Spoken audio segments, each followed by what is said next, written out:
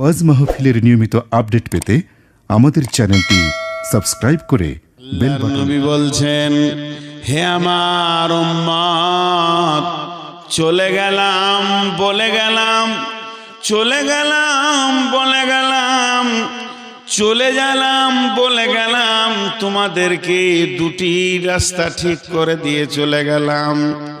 রেলটা ধুলিয়ান থেকে হাওড়া যাবে, শিয়ালদা যাবে। ইঞ্জিনিয়ার দুইটি রেলের পাতি দিয়েছে, সমান করে গোটা রাস্তাটা ক্লিয়ার করেছে। আর বলে গেল, এই পাতিতে চলবি, হাওড়া পৌঁছিয়ে যাবি, তোর সামনে কেউ আসবে না, আসলে কাটা যাবে, পড়ে যাবে, কেস কাচারি হবে না। তোকে এমন করে বানালাম, তবে যদি তুই নিজে লাইনচ্যুত হয়ে যাস, তুই নিজেই যদি লাইনচ্যুত হয়ে যাস, মাঠে নেমে যাস, তাহলে তোকে তোলার মতো ক্ষমতা হবে না। আর তোকে কে বোঝাবে? তোর সমস্ত ক্ষমতা শেষ হয়ে যাবে। আল্লাহর নবী বলে গেলেন, তোরা কামিয়াব হবি। দুনিয়া থেকে জান্নাতুল ফেরদাউস পর্যন্ত আমি দুটি লাইন দিলাম, এই লাইনে যখন চলবে জান্নাতে পৌঁছে যাবি। তোদের লাইনের ওপরে যদি বজরং আসে, বিজেপি আসে, শিবসেনা আসে, আরএসএস আসে, কেটে যাবে, পড়ে যাবে। কিন্তু তোরা যদি রাস্তা থেকে নিজে নেমে যাস, কে তোদেরকে রাস্তা দেখাবে রে? সেই লাইন দুটি হলো, একটা কিতাব আল্লাহ, আর একটা হলো সুন্নতি রসুলি। তোরা আল্লাহর কিতাবকে ধরে থাক, আর রসুলের সুন্নতকে ধরে থাক। এই দুটো যখন তোদের কাছে থাকবে, তখন তোরা বিশ্ব বিজয়ী হবি, বিশ্বকে তোরা শাসন করবি। এটা আল্লাহ বলছেন। তোরা যদি ঈমান এনে ভালো আমল করিস, শাসন শক্তিটা তোদের হাতে দিয়ে দেব। তবে শুনেলে, তোরাই যদি নিজে লাইনচ্যুত হয়ে যাস, তাহলে তোদেরকে কে ফিরে আনবে? তোদের অভিভাবক শেষ হয়ে গেছি। জি ভাই, ছোট্ট একটা কথা বলবো, একবার বলবো, দুবার বলবো না। মসজিদ ওরা কেড়ে নিয়েছে, মাদ্রাসা ওরা কেড়ে নিয়েছে। আরেকবার বলছি, মসজিদ ওরা কেড়ে নিয়েছে, মাদ্রাসা ওরা কেড়ে নিয়েছে। আর একটা কথা বলছি, আমরা মসজিদ ছেড়ে দিয়েছি, মসজিদ ঢুকি না। ওরা আগে কেড়েছে না আমরা আগে মসজিদ ছেড়েছি? কথাটার উত্তর দেন। আমি ভুল বললে জুতোটা আমার মুখ বরাবর মারেন। আমি ফুল বলে কুড়িলেও আপনার জুতাতে একটা চুমা দিব। আমরা আগে মসজিদ ছেড়েছি। আজকে এই গ্রামের পপুলেশন কত, আর মসজিদে কত? ফজরে 3টে সালাম ফিরে ইমাম সাহেব দেখছে খলিল চাচা, জলিল চাচা, হবিব চাচা, 3 জনা। দুটো আবার প্যারালাইসিসের রুগী, একটা অ্যাজমার রুগী, সারা রাত ঘুম হয় না। 3 জনাতে এসেছে। হাত থেকে এমনি যায়নি।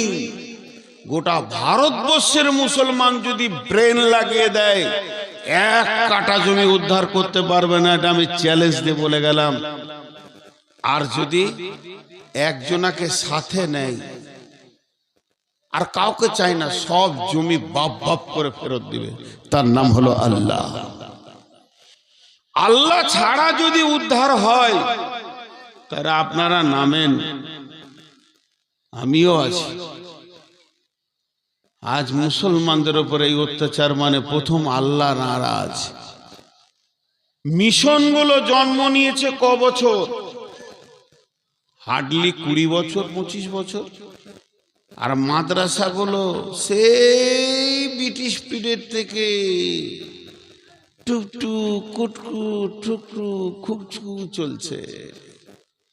বাপের মেধা ছেলেটা কোথায় যাবে মিশনে? ডাক্তার হবে, মাস্টার হবে।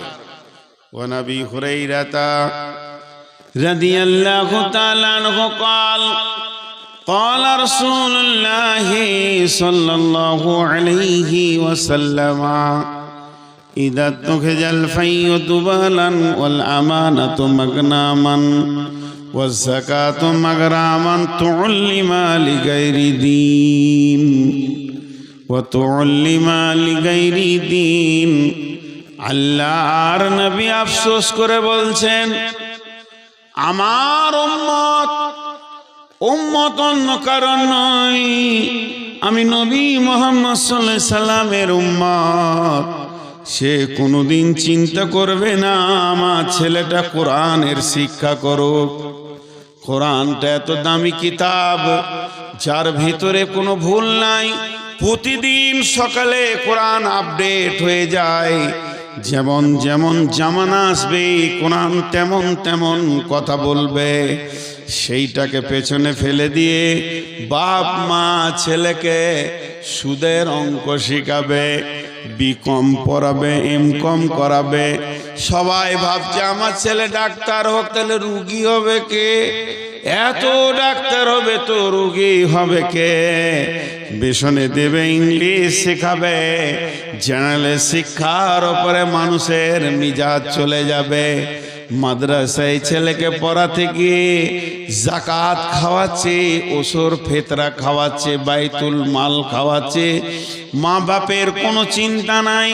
ওই বাপকে যদি আমি পকেট থেকে 100 টাকা বের করে বলি জাকাতের টাকাটা লেন ভাই, লিবে না। কিন্তু ছেলেটাকে মাদ্রাসায় জাকাত খাওয়াবে। আর একটা বেটাকে ইংলিশ মিডিয়ামে দিয়েছে, 2 নম্বরের কারণে ফেল করেছে, সেটাকেও ক্যাপাসিটি করেছে ওই আপনার কিনা মিশনওয়ালা। বাপ তখন গোপনে বলছে 50,000 60,000 সেক্রেটারিকে দিব, ছেলেটা নেন। এটা তো গেল মাসে 20,000 টাকা মাস দিয়ে ছেলেকে পড়ালো।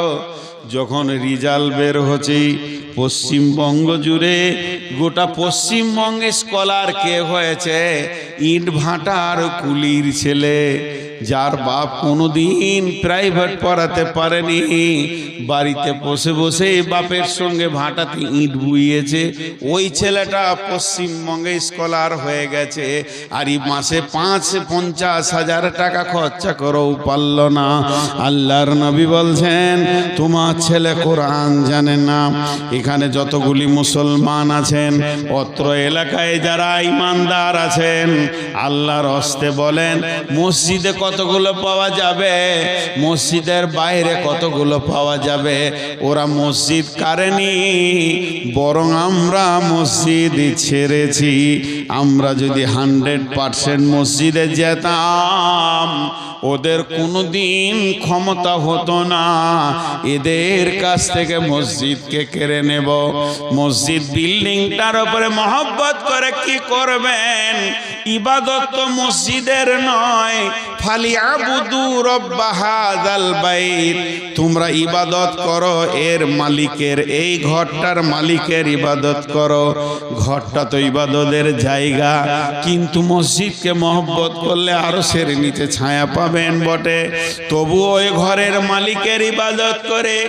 আজকে যদি বলি নতুন মসজিদ বানাবো, এই গ্রামের লোক কোটি টাকা ঢেলে দিবে। যে নামাজ পড়ে না সে দিবে, যে জুয়ারি সে দিবে, মাতাল রড দেবে, আর সুদারু সিমেন্ট দেবে। মসজিদ পাকা হয়ে যাবে, মাল মরজাক হয়ে যাবে। কিন্তু মসজিদটা যে জন্য বানানো হলো, এই জন্য মসজিদে কাউকে পাওয়া যাবে না। বিশ্বনবী বলছেন, আমার উম্মতকে যখন 2টি রোগে ধরবে, তখন আমার উম্মত এত দুর্বল হয়ে যাবে, যারা দুর্বল তাদেরা এদের ওপরে ছড়ি ঘোরাবি। সেই রোগটার নাম ওহান। মা ওহান ইয়া রাসূলুল্লাহ। ওহান কাকে বলে? হুব্বুদ দুনিয়া কারাহিয়াতিল মত, পৃথিবীর মহব্বতে পাগল হয়ে ঘুরবে মানুষ। আল্লাহ বলছেন, চলো কাগজ কলম নাও, অঙ্ক করো। কুলিন কানা বাউকুম, তোমরা তোমাদের বাপকে, ওয়াবনাউকুম, তোমাদের সন্তানকে, ওয়াইখওয়ানুকুম, তোমাদের ভাইকে, ওয়াজওয়াজুকুম, তোমরা তোমাদের বিবিকে, ওয়াসিরাতুকুম বন্ধু বান্ধবকে, ও আমওয়ালুন ইকতারাফতুমুহা সঞ্চিত মালকে, ও তিজারাতুন তাখসাউনা কাসাদাহা ব্যবসা বাণিজ্য চাকরি বাকরিকে, ওয়া মাসাকিন তারজাউনাহা আর যে অট্টালিকাটা বানিয়েছো সেই ঘরকে। এই 8টা জিনিসের মহব্বতে, এই 8টা জিনিসের প্রেমে, এই 8টা জিনিস কিনে পাগল হয়ে তোমাদের দিন রাত গুজারে যাবে। সকাল থেকে সন্ধ্যা, সন্ধ্যা থেকে সকাল, এই 8টা কাজ কিনে তোমরা ব্যস্ত থাকবে। তোমাদের মাথা থেকে 3 জন উড়ে যাবে, সফটওয়্যার থেকে 3 জন থাকবে না। আহাব্বা ইলাইকুম মিনাল্লাহি, আল্লাহর মহব্বত, ওয়া রাসূলিহি রসুলের মহব্বত, ওয়া জিহাদিন ফি সাবিলিহি আল্লাহর রাস্তায় নিজের জানটাকে দিয়ে দিতে হবে তার মহব্বত। এইগুলি যখন তোমাদের মাথা থেকে চলে যাবে, আল্লাহ নিজে বলছেন ফাতারাব্বাসু ফাতারাব্বাসু হাত্তা ইয়াতিয়াল্লাহ বিআমরিহি ওয়াল্লাহু লা ইয়াহদিল কওমাল ফাসিকিন। অপেক্ষা করো, এমন সময় আল্লাহর হুকুম না আসছে। যখন আল্লাহর হুকুম এসে যাবে, তোমরা হাজার চেষ্টা করলেও তোমাদের মতো বেঈমানকে আল্লাহ হেদায়েতের রাস্তা দেবে না। আমাদের মতো বেঈমানকে আল্লাহ হেদায়েতের রাস্তা দেবে না। আপনার বিয়ে বাড়ি চলছে, আমাকে দাওয়াত করেছেন, কেননা আমি আপনাদের মসজিদের ইমাম। আর একজন ওনাকে দাওয়াত করেছেন, কেননা উনি মাদ্রাসার হেড মাওলানা। তাহলে উনি হলেন আপনার রসুলের তরফের কুটুম, আমি হলাম আল্লাহর তরফের কুটুম। বিয়ে বাড়িতে যেসব কীর্তি চলছে, আমরা দাঁড়িয়ে থাকতে পারলাম না, পালিয়ে গেলাম, খেলাম না গান বাজনা সিডি আর কিছু মেয়েদের অবাধ মিলাবাসা, পর্দা নাই, মাথায় কাপড় নাই, ঢুকছে বেরুচ্ছে। উনিও মাথা নামো করে সুসুর করে মাদ্রাসা গিয়ে 2টি মুড়ি খেয়ে নিলেন। আমিও টুকটুক করে বললাম ভাই যাচ্ছি, এখানে ইমান থাকবে না, মসজিদে গিয়ে 2টি মুড়ি খেয়ে নিলাম। বলেন আপনার বিয়ে বাড়িতে কত কুটুম এসছে? আপনার শ্বশুর তরফের কুটুম এসছে, আপনার বেটির বিয়ে দিয়েছেন বিয়ের তরফের কুটুম এসছে, বেটার বিয়ে দিয়েছেন বেটার তরফে কুটুম এসছে, আপনার শ্বশুর শালার তরফে কুটুম এসছে, আপনার বিবির তরফে ভাইরা এসেছে। সবাই শান্তিতে আনন্দ করে পেট ভরে খেলো, অনুষ্ঠান শেষ করে গেল। মাত্র 2 জন খেতে পেল না, মসজিদে যে মুড়ি খেলো। পরিবেশটা এমন ছিল, এরা থাকতে পেল না। বলেন আমরা 2 জন যে ঘুরে এলাম, আল্লাহ রাজি হবে, সন্তুষ্ট হবে?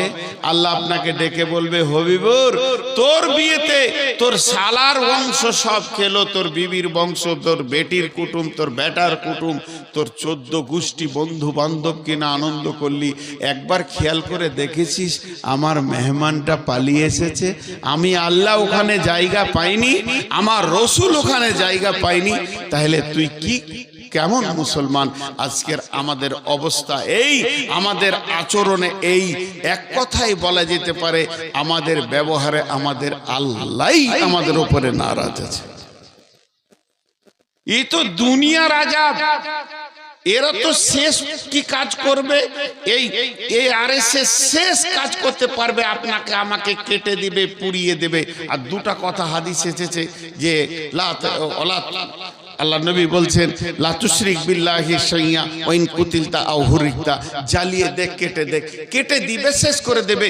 এরা কেটে পুড়িয়ে মারবে, মাত্র 8 ঘন্টা 10 মিনিট 5 মিনিটের একটা কষ্ট, তার থেকে বেশি দিতে পারবে না। হার্ডলি 10 মিনিট 1 মিনিট 8 ঘন্টার কষ্ট, এর থেকে বেশি দিতে পারবে না। আর আমার আল্লাহ জাহান্নামে ভরলে কতদিন চলবে? অনন্তকাল। ওই আযাবের থেকে আযাবটা বেশি। এই আরএসএস যদি মাথা নাও ভরে, আল্লাহর আজরাইল আছে, সেও মারবে। আল্লাহর আজরাইল আছে, মারবেই। এবার বলেন আল্লাহ আমার উপরে নারাজ আছে, এই হালাতে যদি আল্লাহর কাছে যাই, আল্লাহ আমার উপরে নারাজ আছে, এই হালাতে যদি আল্লাহর কাছে যাই, আজ আমাদের অবস্থা অনেক খারাপ। আমাদের না আছে আমলে আল্লাহ, না আছে আমাদের কাছে রসুলের সুন্নত, না দাঁড়িয়ে আছে মুসলমান কি না তা চেনা যায়। মানে কি ভাবছেন নাকি? কেন ভাববেন? আপনি চলে গেলে সব খারাপ লাগবে। মৌলানা সাহেব তো ফোন নিয়ে ব্যস্ত, তুই থাকলে হবে? এত রাতে বিবির সঙ্গে কথা বলে আর ও জিহাদ করবে সোমবার দিয়ে। জি, আল্লাহ তাবারাক ওয়া তাআলা যদি আমাদের সঙ্গে না থাকে তাহলে আমরা আগাতে পারবো না। প্রথম কথা শুনেলেন, মুসলমান তোমাকে তলোয়ার লাগবে না। বিশ্বনবী তোমাকে কি শিখিয়েছে শুনে দাও। নবীজিকে প্রশ্ন করা হলো, ইয়া রাসূলুল্লাহ, আপনি পৃথিবীতে কেন এসেছেন? আপনি তো আসেননি, আপনাকে পাঠানো হয়েছে। বিশ্বনবী আসেননি, ওনাকে পাঠানো হয়েছে। যিনি পাঠিয়েছেন তিনি আল্লাহ।